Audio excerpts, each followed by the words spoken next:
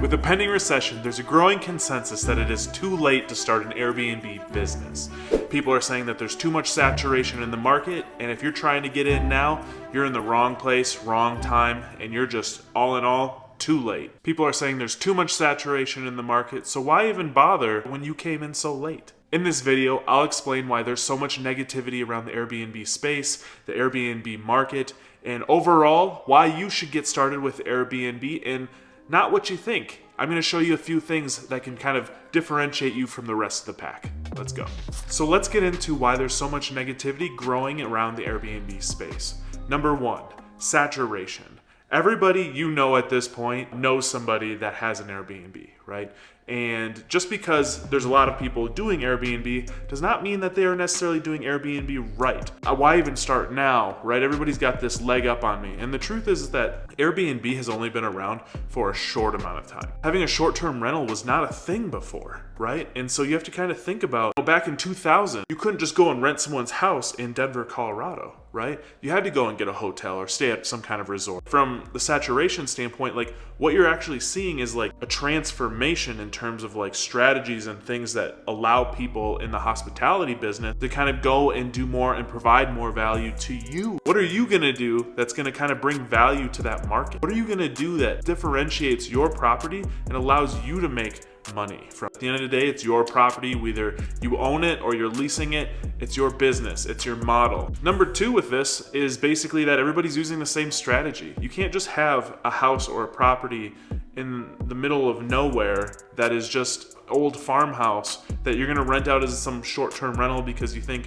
everybody's gonna really like the style without having any form of like real branding. Not everything's a short-term rental, and that's okay. But there's a wide range as to like what the actual strategies are. And so I would highly suggest that like if you can do it as a long-term rental, maybe just transition it over to a medium-term rental. And what that is a 30-night stay minimum. And so what you're gonna be doing with this strategy is you're going to be taking on people from a flexible leasing strategy perspective. I mean, this can be the traveling nurses, which is the trope, traveling businessmen or businesswomen. It's life events, right? Like what happens when somebody gets divorced? They're not staying in the same house. You're offering a flexible strategy that allows them to pay more in the short term, but overall, they have a place to go to that isn't a hotel. So just consider the strategies that you're using because it doesn't just have to be 30-day rental. It doesn't just have to be short-term. You can have hybrids of both and make sure that you're using technology to update that and automate those processes for you. And number three behind the negativity with Airbnb is the normalization of it. The amount of money that you'll make from this will come down a little bit, right? Because every time there's like a craze or something, you're getting like these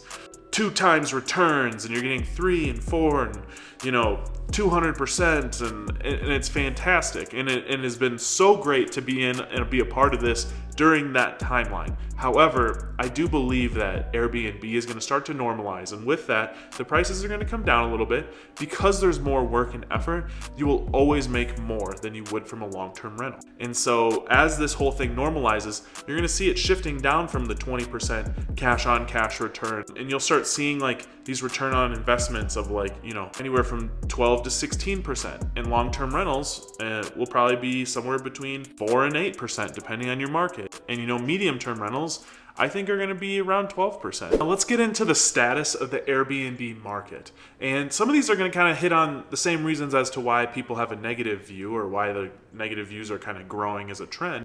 But really that normalization piece of Airbnb, where it's finally kind of being accepted into the real estate strategies, is one of those things that just cannot be looked over. A lot of people are talking about the Airbnb market plummeting. And really what's happening is it's normalizing, which is something that you as an investor wants to have happen. Because what that means is that you're solidifying this as a real strategy and something that's going to last long term. With the strategies, you've changed the entire game. I mean, I mentioned it a little bit earlier, but we're changing everything from a rental perspective going into the future. Whether it's Airbnb, VRBO, whatever these platforms are, it's not even about the platforms. It's about strategies. It's about the things that are going to last for a lifetime. This is a real strategy. This has real content and power behind it. And so like if you can harness that, that's a fantastic thing. But a lot of parts of like this Airbnb market is they're saying, oh, it's coming down, it's plummeting, it's not as great. And the truth is that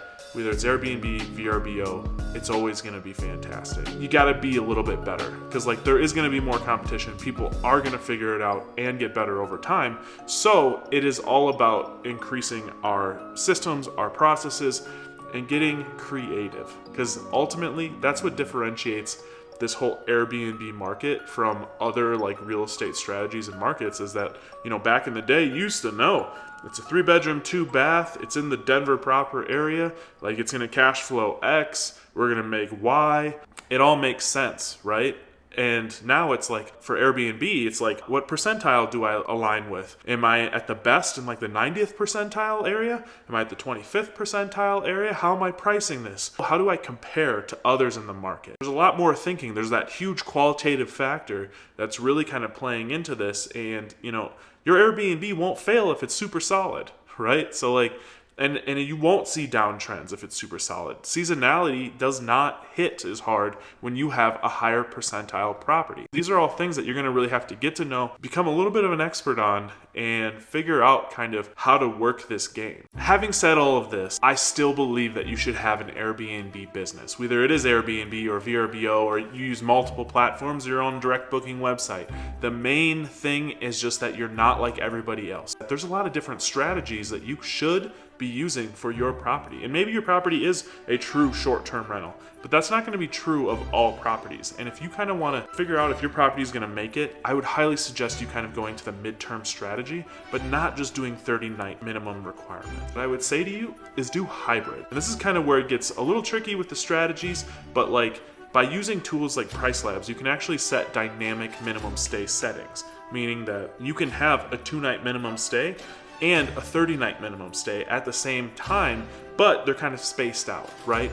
And the software will automatically update them, meaning that you can have people stay in the short term for shorter stays while always incentivizing longer stays kind of out into the future there. That way you're kind of capturing all the revenue that you can capture.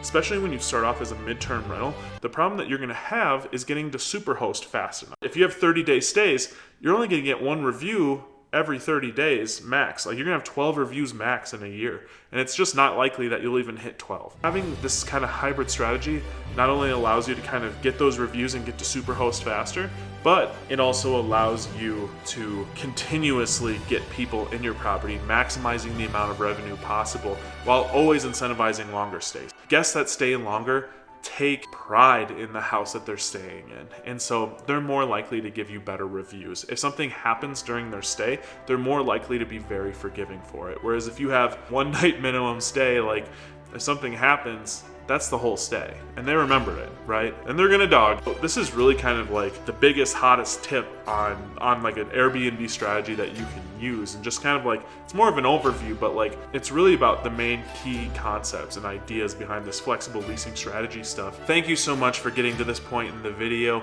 Please let me know your thoughts, leave comments down below, ask me questions. I'm happy to talk strategy with you. Leave those comments down below. I will read every single one of them. I will respond to every single one of them. Like, subscribe, and until next time, peace.